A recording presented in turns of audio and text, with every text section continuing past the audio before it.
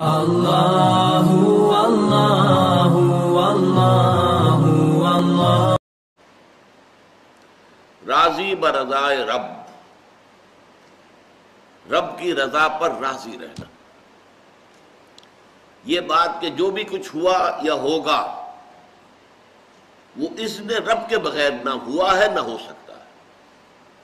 یہ تو ایمان کا منطقی تقاضا ہے. یہاں پتہ تک نہیں ہلتا جب تک کہ اللہ کی اجازت نہ ہو، اذن نہ ہو.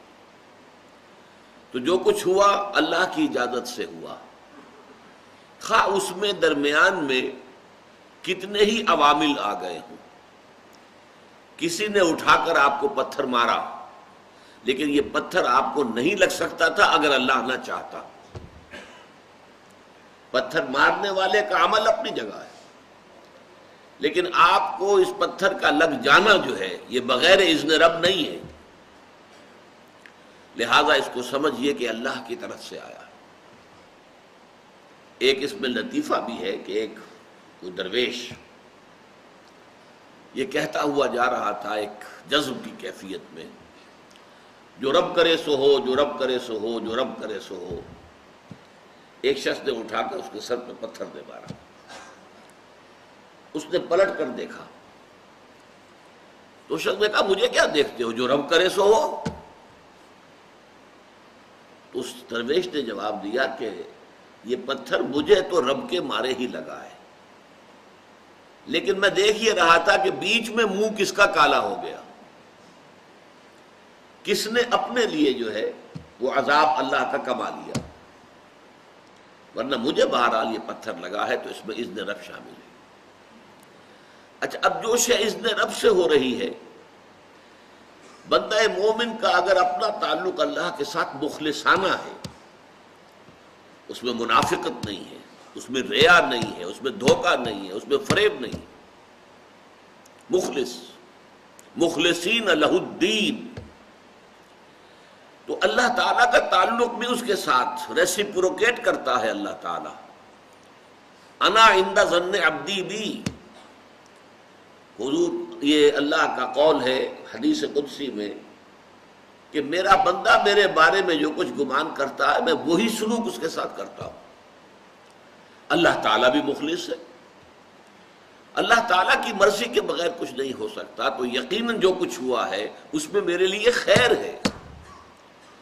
چاہے فوری طور پر مجھے ناگوار گزرا ہے، مجھے تکلیف ہوئی ہے، میرے لیے یہ شے جو ہے ناپسندیدہ ہے، لیکن ان دی لانگ رن مجھے یقین ہے کہ اس میں خیر ہے. بیدک الخیر انک علی کل شیء قدیر، اے اللہ تیرے ہاتھ میں خیر ہی خیر ہے، تو ہر چیز پر قادر ہے.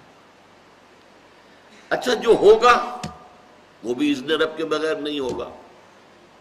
یہی تصور اس کے بارے میں ہونا ضروری ہے. اسی کا نتیجہ یہ نکلتا ہے جس کو قرآن مجید بار بار کہتا ہے، بار بار کہتا ہے، بار بار کہتا ہے، لا خوف علیہم ولا هم یحزنون. کیا مطلب اس کا؟ نہ ان پر کوئی خوف ہے نہ حزن سے دو چار ہوتے ہیں. عام طور پر یہ سمجھا جاتا ہے کہ یہ آخرت میں ہوگا. آخرت میں تو بتمام و کمال ہوگا، دنیا میں بھی ہوتا ہے. خوف کس بات کا بھائی؟ ہوگا وہی جو میرا رب چاہے گا. وہ میرا دوست ہے، میں اس کا ولی، وہ میرا ولی.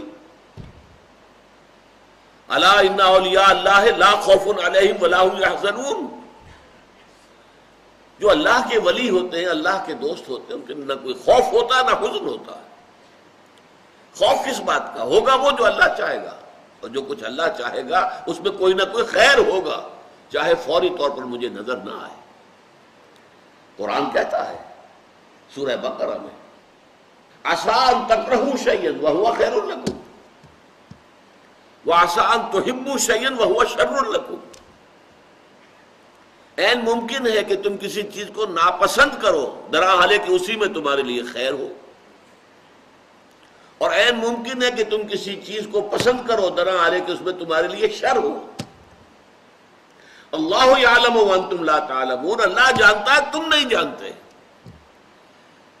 تم افعال و اعمال و احوال و واقعات کے ظاہر کو دیکھتے ہو، اس سے متاثر ہو جاتے ہو. اس کے پردے میں کیا مشیت اذنی ہے، کیا ارادہ خداوندی ہے، اس کے پشت پر کیا چیز ہے جو اللہ تعالیٰ کو مطلوب ہے، یہ ہمیں نظر نہیں آتا. We are short sighted. ہماری نگاہ جو ہے بس کچھ دور تک جاتی ہے، اس سے آگے نہیں جاتی. لہذا افعال و اعمال و احوال و واقعات کے صرف ظاہر پر ہماری نگاہ ہے، باطن پر تو ہے ہی نہیں. لہذا ہم اس سے متاثر ہوتے ہیں.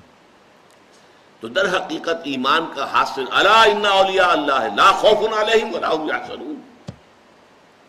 اللہ کے دوستوں پر نہ کوئی حزن ہے نہ خوف ہے، کوئی سوال ہی پیدا نہیں ہوتا. اسی طریقے سے قرآن مجید جو ہے بلند ترین مقام جو انسان کا ہو سکتا ہے، اس کی تعبیر کے لیے الفاظ استعمال کرتا ہے رضی اللہ عنہم ورضوا عنہ. اللہ ان سے راضی ہو گیا، وہ اللہ سے راضی ہو گئے. یہ باہمی رضامندی ہے، دو طرفہ اللہ کے ساتھ تعلق ہوتا ہے، دو طرفہ تعلق ہوتا ہے. تم اللہ سے محبت کرو گے، اللہ تم سے محبت کرے گا.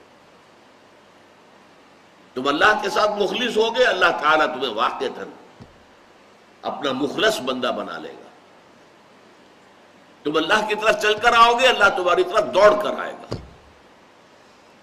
تم بارش بناؤ گے، اللہ ہاتھ بڑھائے گا.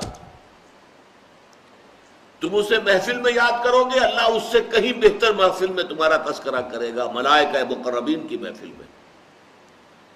تم اللہ کو اپنے دل میں یاد کرو گے، اللہ اپنے جی میں تمہیں یاد کرے گا. یہ دو طرفہ معاملہ ہے. تم اللہ کی مدد کرو گے، اللہ تمہاری مدد کرے گا. ان تنصروا اللہ ینصرکم ویثبت اقدامکم. اگر تم اللہ کی مدد کرو گے، اللہ کی مدد سے مراد کیا؟ اللہ کے دین کی مدد، اس کی نصرت. اللہ تمہاری مدد کرے گا. یہ رضی اللہ عنہم ورضوا عنہ سورہ مائدہ میں بھی آ رہا ہے، سورہ توبہ میں، سورہ مجادلہ میں، سورہ بینہ میں 4 مرتبہ.